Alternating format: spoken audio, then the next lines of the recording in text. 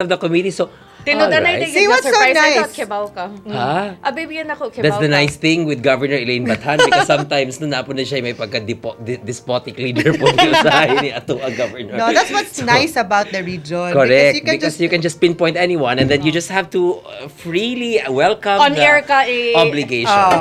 kung ano it's just i-announce. correct. It's And you supposed cannot to say show no. kung unsa ka-active ang members ato ang region, di ba? Exactly. I have the Okay. treasurer here, si Marge. So regional convention. Who's the participants of the regional convention? The Is this the whole- first time? No, actually, we had the regional convention in the past 2 terms, but the last term we did not have a convention. Okay, that's for why. Eastern Visayas. Murag-hilom siya last term. Medyo. Who was our governor sa last term? Attorney Jovi Opinion. Okay, and he is Yes. from? He's from Eastern Samar. Maybe he has difficult time also, no? Contacting Yeah, I and think so. communicating. But it's hard. It's not easy, Manggod, to be governor, considering that the geographical location. You know, we have to travel from Cebu to Bohol to Samar, and especially in the Samar areas, it's really far. And going back to the organizational chart of the eastern of the region, Lane, kay murag malibog sila why we have to elect somebody far. Is this a sa man siya roundabout ni siya nga? It's rotation. All right. So It's that's rotation. why. So we actually give every chapter the ample opportunity and the chance to be represented. So or the to be last represented. term was Eastern Eastern Visayas Eastern Samar. turn. Oh, Eastern Samar. Eastern Yes. Samar turn. And then this time it's The ones Open, no? qualified, Manggod, yes, it's open. The ones qualified, to the exception of Eastern Samar, were the rest of the chapters. okay. If you don't mind, Governor Elaine, kinsa atong kontra pag daga na to governor? Well, the one that ran against, he was an equally competent lawyer from IBP Cebu Province, Attorney Ram okay. So Sitihan. Cebu Province versus Cebu City. Pero wala naman tayo ano conflict between Of the course two. not. Attorney Maligon is a colleague in the profession. He's a columnist in my high school, taga Mandaue, and he's from San nice. Jose also. Because it's very nice to see different chapters working together for a common cause, no? And that is Yes. really for the betterment of the IBP. That's right. Yay! Ana, Okay. siya na. Love, love, love. Oh, love. So regional, let's go back to the regional convention of the IBP Eastern Visayas. Nanay probable region. date anong convention? Yes, September. September We gyapon. intend to have it still on the 3rd week para madungan na to with the Law Week activity, and we'll have it on the Thursday and Friday, and then we'll spill over on Saturday and Sunday for additional MCLE So creditable March, units. bawal ta mo Travel. Oh. For the whole month of So, September. for September. Oh, whole month yun. Whole Okay, month. preparation. Preparation pa na. Di ta pwede mo travel on March, August, and September. But Eastern Visayas, I think, will be joining. Unsay committee Western ni Visayas. Marge? Treasure. But because she's regional treasurer, so she'll be. Okay. Both of you will be working together. The three of us will be working So together. I'll be asking money from you or I'll be giving money to you. Both. You give and then you ask. Ana na siya. Yung here para I can Oh, this is the disperse. nice thing with with us three talking. Kaya mura na po ni siya mura po ni barkada na po mig istorya. Ana. But mga higala, mo ni okay, aside from the regional convention that we're planning for next year, unsa may atong immediate aside from the week sa law week karong umaabot ng September 21. Well, what we will be looking forward to is the resolutions that we have, in fact, as a region, passed and will be passing to the IBP. For one, we were already able to have the resolution granted and approved when we requested for a slight increase in the allocation for the Legal Aid Summit. Okay. We will be having a Legal Aid Summit this November. Asa man ni siya na to i-hold? In Ormoc. It will be Leyte chapter that will be hosting it. That's nice. Okay. Yes, and Asa man sa Binta mag-hold? I think so. With regards to the Legal Aid Summit, it's very important that we do this because, again, we were not able to hold a Legal Aid Summit during the last term. And there are Ang kani legal aid summit ba ni unsa man ni siya kanang required for the IBP It is. region? Yearly yun Oh, eh. okay. Every term. Every term. Every term must have a legal aid summit because that is the time new term ang good, there's a possibility nga na bagong legal aid director, no? And there are matters pertaining to legal aid that needs to be clarified. We need to share best practices within the region, and we need to clear some concerns with regards to mga liabilities and obligations nato as a chapter to the national office pertaining to mga budget and liquidation, honorarium sa mga legal aid lawyers nato. Lakhan kayong matters ba which Talking about best practices, I'd like to congratulate you because in your term as president of the IBP Cebu City chapter, we won as the best legal aid chapter. Yes. Naabot na Category to, Gal, A. pagka- Sa Tibok, pag-convention. Pilipinas. Naka dito, pag No, I convention. was in Cebu but I did not go there. Oh, di Kibaw ba? ka nga, no? Oh, kibaw ka nga, no? Mag-appear man ng March. But of course, I was there. Okay. Very Of course, proud. you're very proud of the legal aid, of the chapter, no? For winning that award. It's actually a concerted effort of all the officers and ang mga legal aid lawyers na to. Kaya ang legal aid, manggod, is not just limited to the cases that we handle as a chapter sa mga litigants nga itong i-handle, but it encompasses all the activities that the chapter organizes pertaining to legal aid. Wow, And for the past 2 years during our term, we were able to consistently hold mga activities. Wow. Lectures, we do jail visits, jail decongestion, we do our radio program, no? And aside from the radio program, we also have mga katong free legal aid service, not only even in Cebu City, but we went outside our jurisdiction. In fact, ako mag-host po ko sa radio program sa Yes. GMA every Sunday. So, Sacrifice yung kayo, diba? Kay Sunday na siya. afternoon. Sunday afternoon at 4 o'clock. That's usually right. the time that we take our nap. But we have to do this for public service. That's right. Diba? And especially special mention also goes to Attorney Bingo Gonzales Correct. and Attorney Earl Bonachita. Grabe na sila ang atong commitment na nilang duha. Their commitment hands-off ko. No? For the, not only for my term, but the past terms, yun. In fact, Attorney Earl Bonachita won as the most outstanding legal aid lawyer sa national level. So you can just imagine he bested everyone else. Kaya I could see how he works for the legal aid. Yes. And grabe po. That's right. Also, we'll have Ormoc City as the venue for the Legal Aid Summit. Then after that, unsa man ika-Christmas, unsay plano nato? Do we have any more legal aid for Christmas? Actually, or Christmas aid na po ni ba? Christmas aid. Mga ina sa tag-aid. No, actually, we do, it depends on the chapter, unsa ilahang mga activities, we will leave it to them, whatever would be their activity.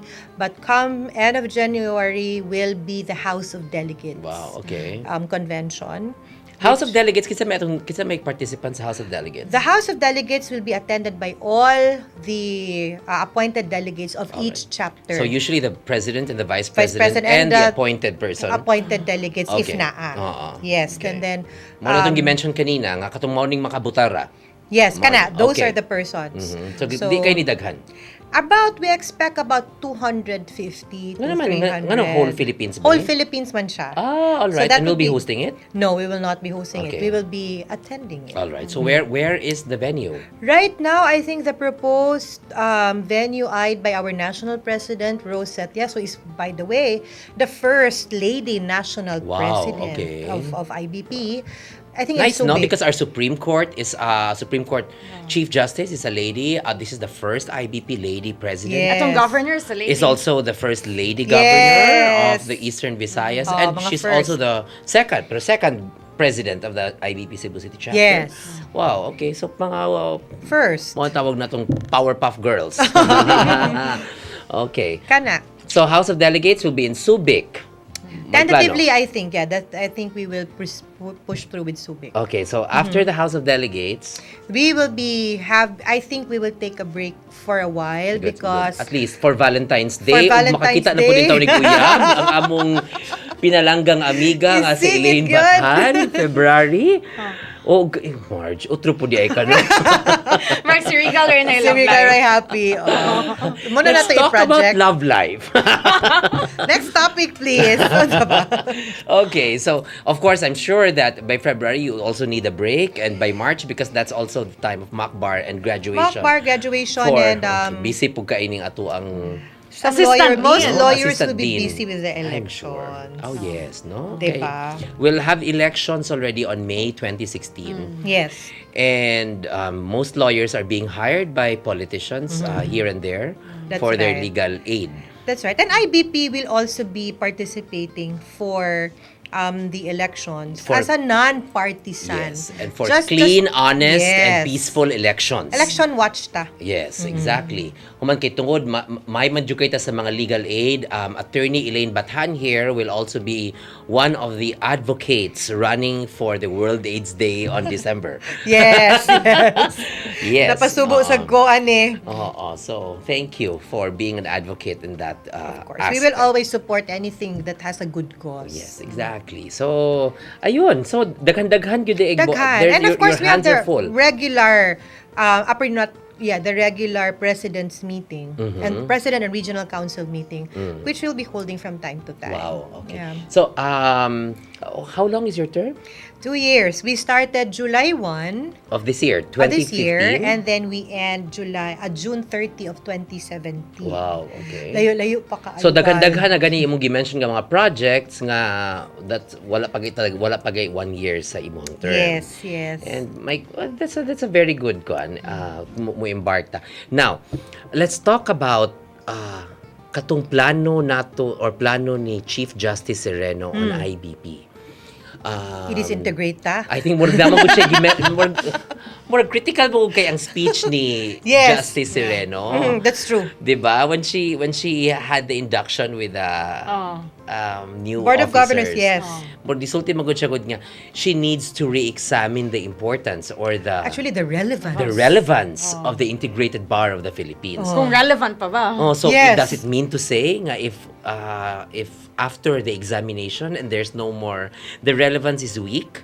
So this integrated bar of the Philippines na ni? Oh, muna na among feeling during movie to we were all kanang shocked at the time when we took our oath. Ay, time pa. I-disintegrate naman tingalitaan. Hindi naman tayo integrated bar of the Philippines. But after manggod the oath taking at the Supreme Court, we had dinner in Manila Hotel. And before she began her talk, giduol gid niya siya, oy, hindi yun yung ibig kong sabihin ha, na baka isipin nyo, i-disintegrate ko na kayo. Okay. Hindi naman.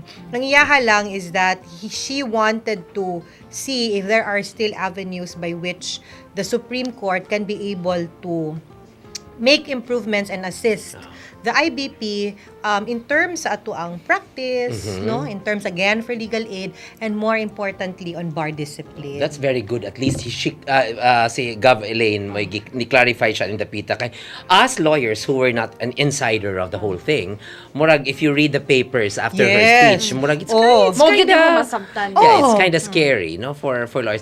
Why is it scary? Because the integrated bar of the Philippines is also an avenue for us lawyers to protect Yes.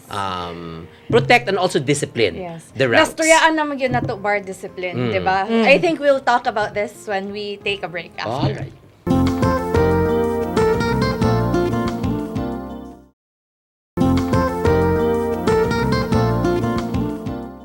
Okay, we're back and we talk about bar discipline. Unsa maning bar discipline?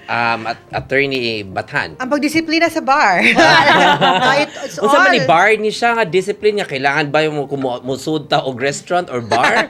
Kailangan tag disiplina as lawyers or is this kani manggong bar mo magud ning mga let's talk about we talk about lawyers no bar. So when we say bar discipline, who disciplines the lawyers?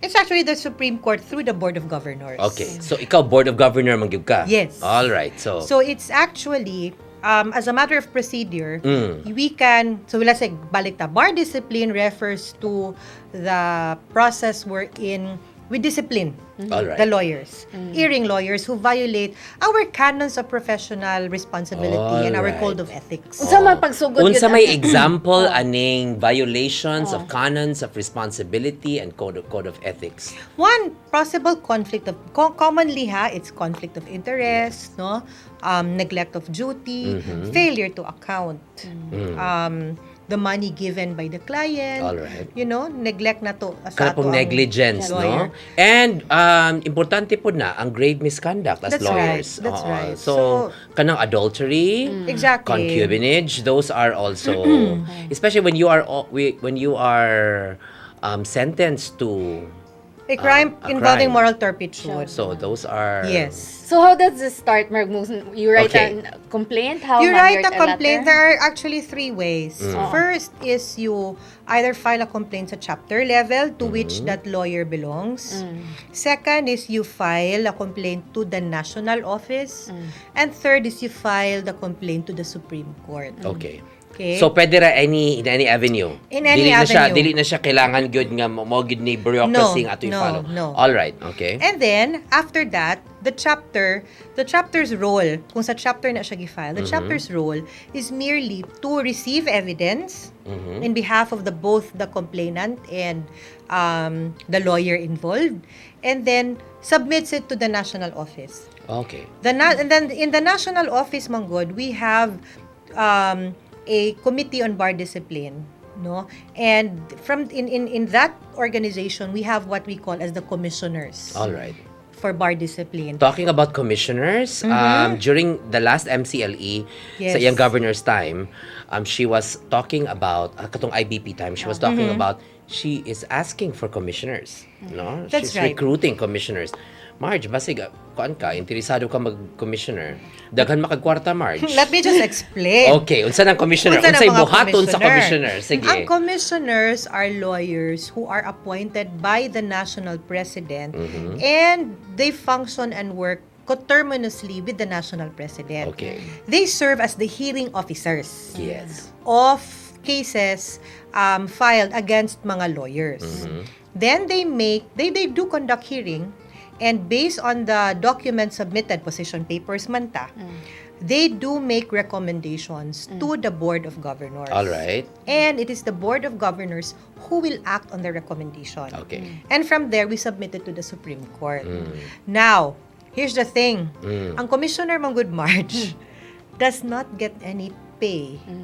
And then they travel at their own expense to Manila because all hearings are conducted in our IBP National Office in Ortigas. Okay. So they travel at their own expense, although they set the hearing